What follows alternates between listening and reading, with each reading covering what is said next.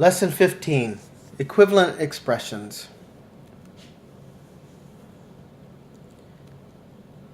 In Lesson 15, we wish to apply properties of operations to add, subtract, factor, and expand linear expressions. By doing so, we hope to understand that rewriting an expression into different forms can shed light on the problem and how the quantities in it are related.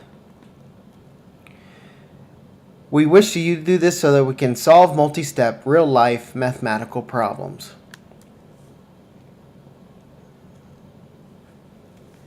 By the end of this lesson, you should be able to create equivalent forms of expressions in order to see structure, reveal characteristics, and make connections to content.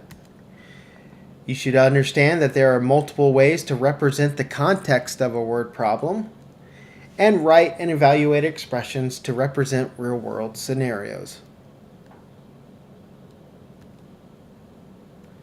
Let's review some vocabulary. Expression. Expression is a mathematical statement of a value. In writing, we use nouns and verbs to convey an idea in a sentence. In mathematics, we do the same using terms and operations to create expressions. Term. Term is a value that is added or subtracted. An expression may be made up of one or more terms, and these terms will be separated by an addition or subtraction sign. Each term may contain a variable. A variable is an unknown value that is typically symbolized by a letter. This variable may have a coefficient, and a coefficient is a rational number that is multiplied to a variable. Sometimes coefficients are also stated as constants.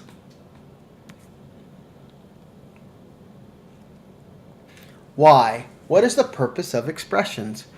We have been using equations in our previous lessons, so why do we want to just talk about expressions now? First, let's look at some expressions.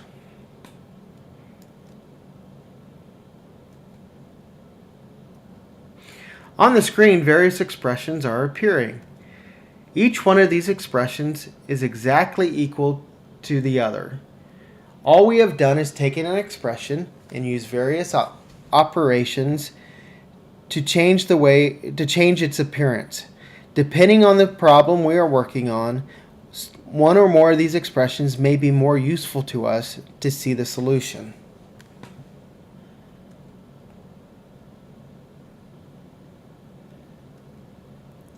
What is the difference between an equation and an expression? In equations, they are mathematical statements that include the total of a sum or a product. For example, x plus 3 equals 4. This equation lets us know that there is an exact quantity that x will be equal to that will satisfy the equation. In an expression, we are just making general statements in mathematical terms of some sort of value. For example, x plus 3. We have no idea what x plus 3 may equal. We are simply making a statement that for every value that x could possibly be, we will be adding 3.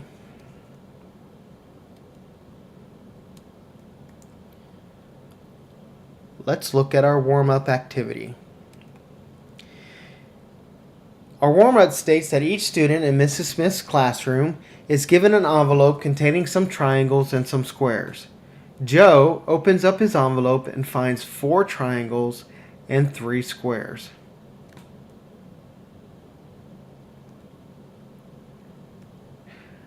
Now, if we were trying to figure out how many sides are in Joe's envelope, we simply could take each triangle, count the sides, and come up with a value. The first triangle gives us 3 sides.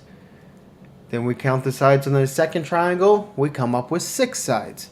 Count the sides on the third, we get 9.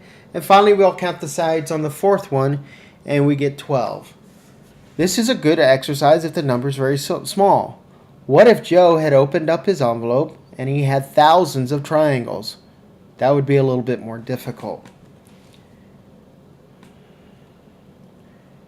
Same thing with the squares. We could take the squares, count the sides of one, we would get 4. Then we add the sides of the second one to get 8. Count the sides of the third one, and we would get 12. Again, this is very simple if the number quantity is small. However, as we get to larger quantities, this becomes much more difficult to take each one and count the sides and add them to our total. So what can we do? Well, let's write an expression to tell us how many sides we would have in any given number of triangles. We know that every triangle has 3 sides. So let's make t equal the number of triangles we may have. In this case, we would say the expression is 3t. T represents our variable. It is going to tell us that for any number of triangles we may have, that is what it represents. 3 is our constant or coefficient. For every triangle that we have, we're going to say that it will constantly just have 3 sides. 3t is what would be known as the term. So let's write a term for squares. Each square has 4 sides. We're going to use s as our variable to represent the number of squares. So our term would be 4s. Now we can combine those two expressions to make a larger expression. 3t, representing the number of sides that we get from the triangles, and 4s, representing the number of sides we get from the squares, are going to be added together to tell us the total number of sides that we have in the shapes in our envelope.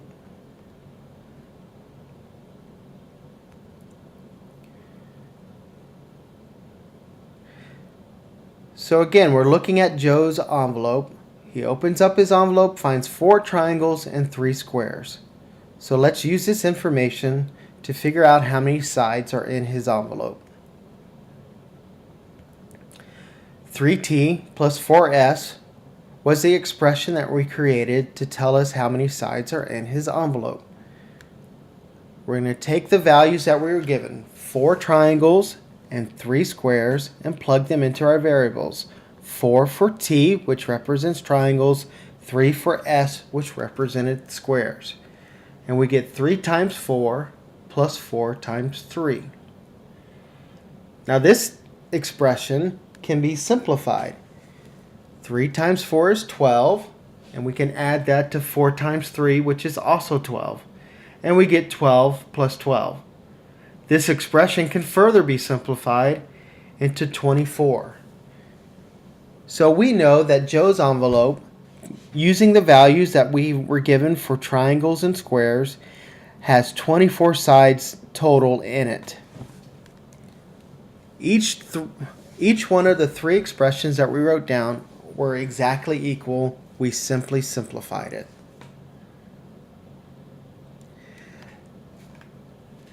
On your activity sheet, go through and figure out the other 2 examples for Sally and for Xavier, and write down how you would do that if you were just simply counting the sides, and then try to come up with the algebraic solutions using the expression to calculate the number of sides on the envelope. When you're finished, come back to the video and continue playing.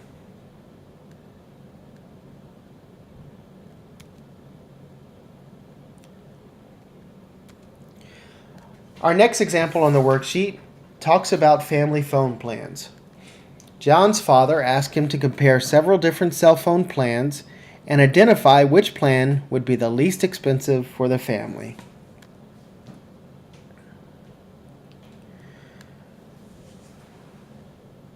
Now we are asked to write an expression to represent the total cost of any given combination of phone lines for the 3 companies that we were given on the worksheet. Company A, Company B, and Company C. Let's look at Company A. The monthly fee for Company A from the table we were given is $70. The cost per line is $20. Since we don't know how many lines the family may want, we're going to put X as the variable for cost per line. For every line that we have, which is represented by X, we will multiply it by $20. Unlimited texting,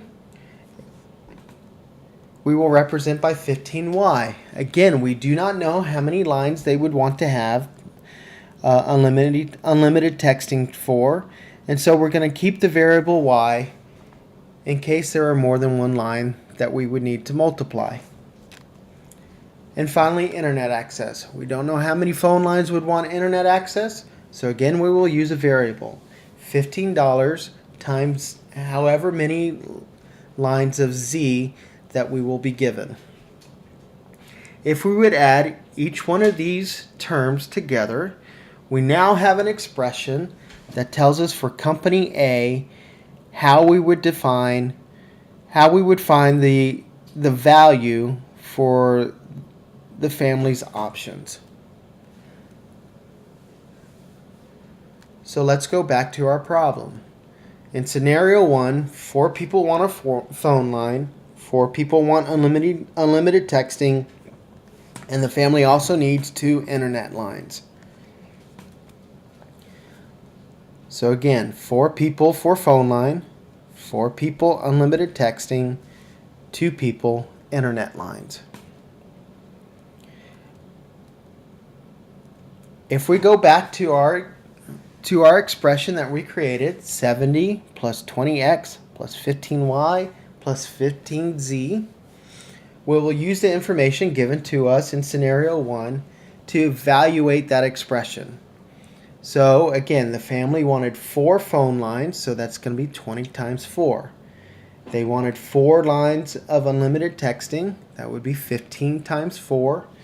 And then they wanted 2 internet lines, which would be 15 times 2. Now this expression can be simplified.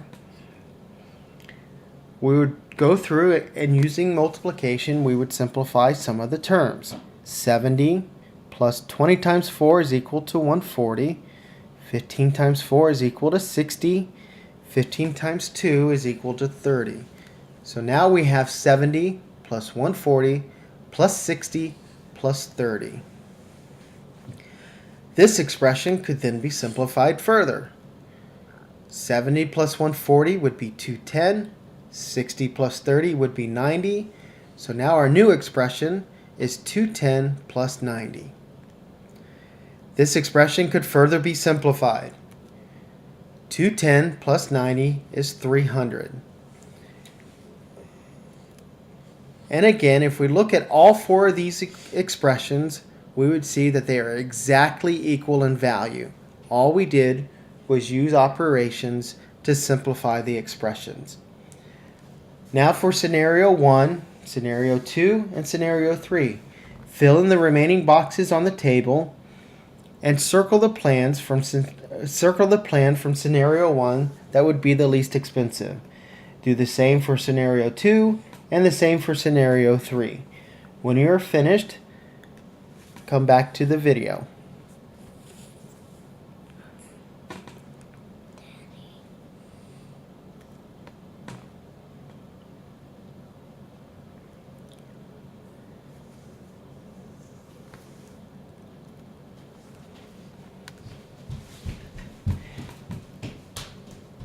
Now that we've looked at family phone plans, we want to look at the problem for night at the movies.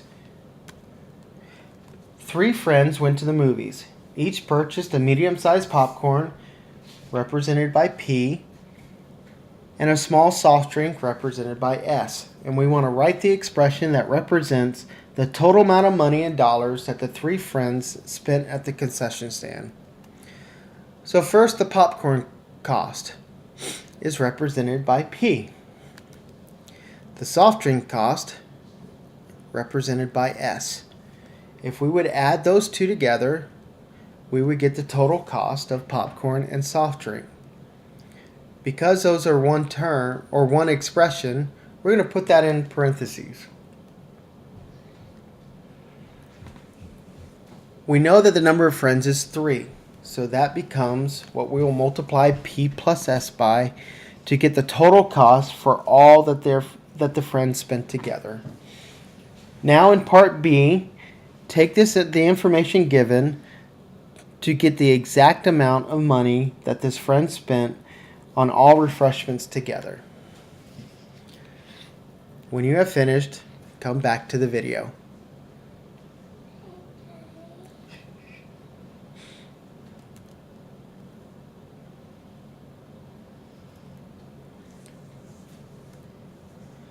Now we want to play a match game. On Schoology, you will find a match game that you can click on that will ask you to come up with matches for various equations. As you find a match, write it in the table for the expression that is written there.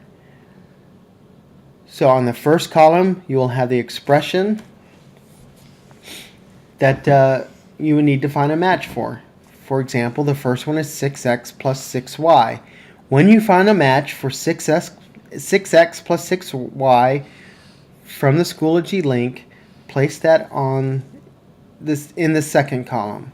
In the third column, you will look at those two matching expressions and create one of your own. Do that for all 6 expressions that you have. When you are finished, come back to the video.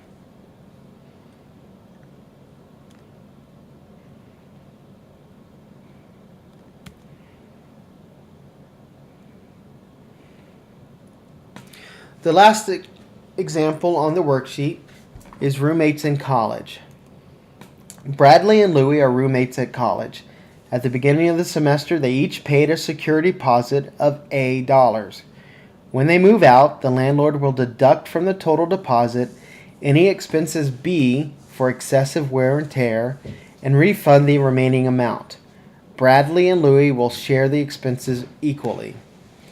Part A wants us to write an expression that describes the amount each roommate will receive from the landlord when his lease expires. So let's look at this example. The total deposit is going to be 2A. We have 2 people living in the apartment and they each pay a security deposit of $A.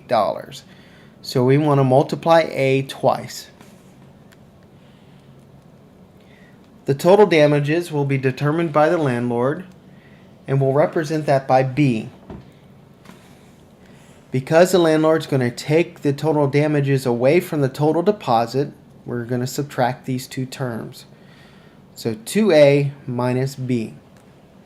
We'll put these two, or this expression is the total refund that we should expect from the landlord.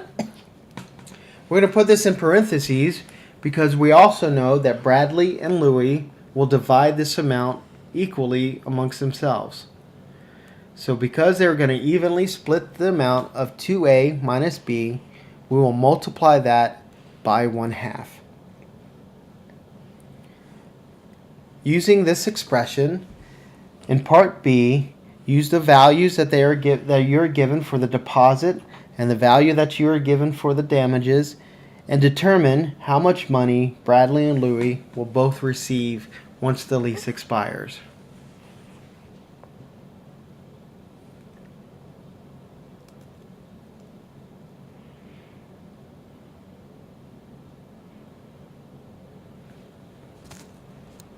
Now that you have done a couple of examples, you should be able to use equivalent expressions to solve real-world problems. You should be able now to go and get an exit ticket and complete this lesson.